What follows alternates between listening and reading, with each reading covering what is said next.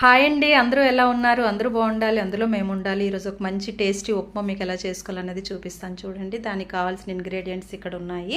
నేను ఒక కప్పు గోధుమ తీసుకున్నాను. ఇదన్నమాట. పాన్ తీసుకొని ఒక స్పూన్ నెయ్యి వేసుకొని నూక దోరగా వేయించుకోవాలండి. తర్వాత ఉప్మా కోసం నేను కడాయి తీసుకున్నాను. కడాయిలోన నూనె ఒక 2 స్పూన్స్ వేసి పోపు దినుసులు ఇదిగోండి యాడ్ చేస్తూ, తర్వాత కట్ చేసుకున్న వెజిటబుల్స్ యాడ్ చేసి క్యాష్యూ కూడా మనం వేసుకొని కొంచెం వేయించుకోవాలి కొంతసేపు. తర్వాత పచ్చిమిర్చి యాడ్ చేసుకోవాలండి.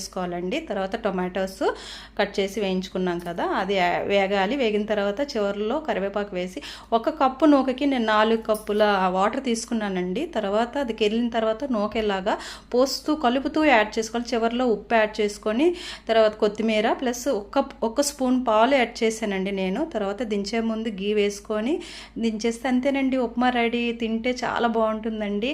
ఇది త్వరగా అయిపోతుంది. చేసి చూడండి. Thank you so much.